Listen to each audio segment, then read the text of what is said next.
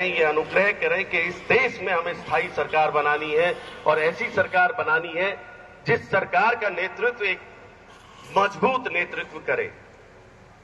और उस सरकार को बनाने के लिए हम सबको वोट डालने जाना है। और एक एक आदमी को, जब आप अपने एक कर्मचारी को कहोगे तो वो अपने घर जाकर के क्या कहेंगे कि मेरे मालिक ने, मेरी फैक्ट्री के मालिक ने आज मुझे पहली बार ये अनुग्रह किया है। अब तक काम के लिए कहा होगा, अब तक किसी और काम के लिए कहा होगा, लेकिन अब पहली बार कहा है कि वो देश हित में, राष्ट्र हित में मतदान करें। सिर्फ मतदान की अपील की है। तो इस बार मैं पूरे परिवार के साथ, चारों लोग, 6 लोग, माता पिता के साथ हम मतदान करने जाएंगे एक साथ। और मैं समझता हूं कि सुबह 9 बजे वो लोग मतदान करके भी आ जाए। और वो आप लोगों का इतना आग्रह मानते हैं, इतना अभिभूत होते हैं। जैसे मंच पर कई बार साधु सन्यासी कोई बात कह देते हैं तो वो सर्वोपरि होती है। छोटे बच्चे के लिए टीचर की कोई बात वो सर्वोपरि होती है। ऐसे ही मालिक की बात एक कर्मचारी के लिए सर्वोपरि होती है। यदि आप लोगों ने उन तक ये संदेश दे दिया कि राष्ट्र हित में, देश हित में एक स्थायी सरकार बनाने के लिए और खासतौर पर एक ऐसे नेतृत्व को मजबूत करने के लिए जिसने भारत को देश दुनिया में नाम दिया, जिसने भारत को देश दुनिया में ऊंचाइयां दी, जिसने हमारा सीना अपने सीने के बराबर कर दिया, ऐसे व्यक्ति को हम आगे लाने के लिए अगर मतदान करने जा रहे हैं तो वो निश्चित तौर पर आपकी बात मानेंगे। और ये जो मतदान प्रतिशत है ना, 23 लाख कितने वोट है कृष्णपाल जी आपकी तो टिप्स पे, 23,81,000 वोट। 24 लाख वोटों में से यदि आपने इस बार 70%, 75% मतदान करा दिया, और आप लोग करा सकते हैं, ये आप लोगों के लिए जो मैंने आपको सिद्धांत बताया है कि केवल आपको मीटिंग करनी है, अपने कर्मचारियों से आग्रह अनुग्रह करना है और उनको बताना है कि आपको मतदान केंद्रों पर जाना है और इस तरीके से जाना है, अपने परिवार के साथ जाना है, तो निश्चित तौर पर 75% मतदान होगा।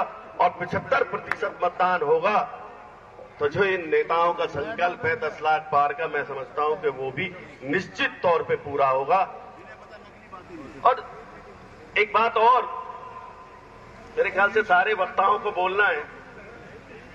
अभी तो कृष्णपाल जी ये जो आप सामने देख रहे हैं ना, ये केवल मनमोहन जी के बुलाए हुए लोग हैं। निशा भाभी के तो अभी बुलाए हुए लोग आए ही नहीं है।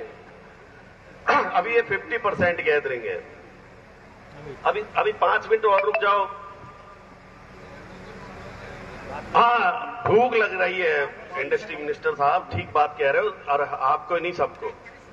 तो मेरा एक आग्रह है और किसी और के लिए नहीं, एक ऐसे नेता के लिए आपसे ये आग्रह हो रहा है जिसको आप अच्छी तरीके से जानते हो, जिसको आप अच्छी तरीके से समझते हो,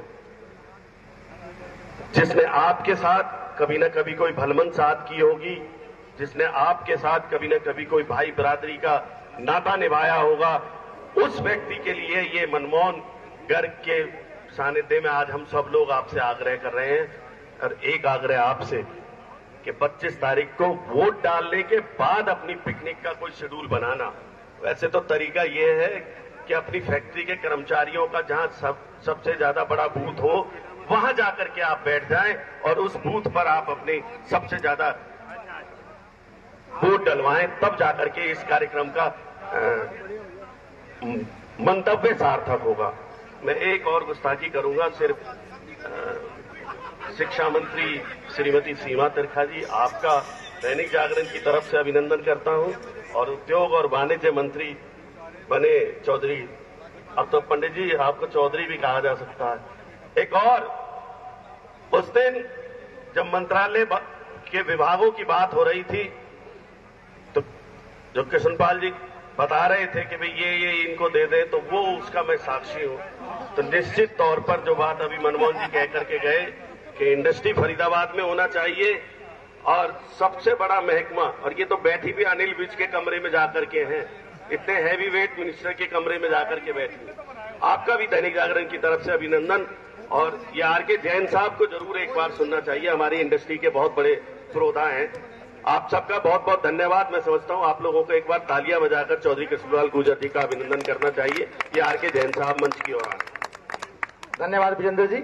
आपने कहा राष्ट्रहित में मतदान करें, और मतदाता जाग चुका है कि राष्ट्रहित कहाँ निहित है, राष्ट्रहित हमारा कहाँ है, कहाँ वोट डालने से हमारा राष्ट्रहित सत्ता है। तो इसलिए राष्ट्रहित में मतदान करें। श्री आर के जैन साहब।